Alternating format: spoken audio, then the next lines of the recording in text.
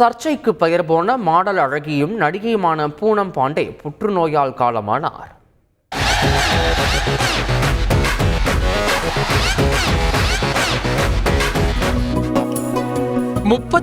வயதான பூனம் பாண்டே உத்தரப்பிரதேச மாநிலத்தை சேர்ந்தவர். மாடல் அழகியான இவர் அதீத கவர்ச்சியால் அறியப்பட்டாலும் அதைவிட சர்ச்சைகள் மூலம் பிரபலமடைந்தார். 2011ஆம் ஆண்டு இந்திய அணி ICC உலகக்கோப்பை போட்டியில் வெற்றி பெற்றால் நிர்வாணமாக மைதானத்தில் வலம் வருவேன் என கூறி பலரின் எதிர்ப்பை சம்பாதித்தார். இதன் பின் திரைத்துறையில் கால் பதித்த Poonam Pandey love is poison, Malini and co போன்ற கன்னடம் மற்றும் தெலுங்கு படங்களில் நடித்துள்ளார். அமித் சக்சேனாவின் நாசா என்ற படம் மூலம் 2013இல் பாலிவுட்டில் அறிமுகம் பெற்றாலும் வெள்ளித்திரையில் ஜொலிக்கவில்லை. திரைப்படங்களை தவிர தொலைக்காட்சி நிகழ்ச்சிகளிலும் பங்கேற்றிருக்கிறார்.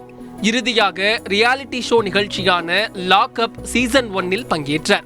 சமூக வலைதளங்களில் ஆக்டிவாக இருந்த பூனம் பாண்டே கவர்ச்சி புகைப்படங்களை தொடர்ந்து பதிவிட்டு வந்தார். இந்நிலையில் 2020ஆம் ஆண்டு தனது காதலர் சாம் பாம்பேவை திருமணம் செய்த பூனம் பாண்டே ஒரே மாதத்தில் கணவர் தன்னை அடித்து துன்புறுத்துவதாக புகார் தெரிவித்தார்.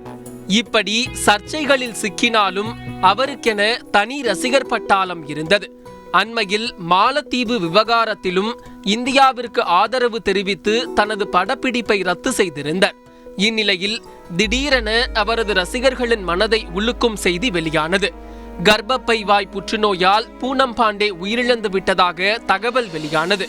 உத்தரப்பிரதேசத்தில் உள்ள அவரது வீட்டில் இறுதி சடங்குகள் நடைபெற உள்ளதாக தகவல் வெளியாகிய நிலையில் அவரது சமூக வலைதள பக்கத்தில் அவரது மறைவு செய்தி உறுதிப்படுத்தப்பட்டது. செய்திகளை உடனுக்குடன் தெரிந்து கொள்ள உடனே சப்ஸ்கிரைப் பண்ணுங்க.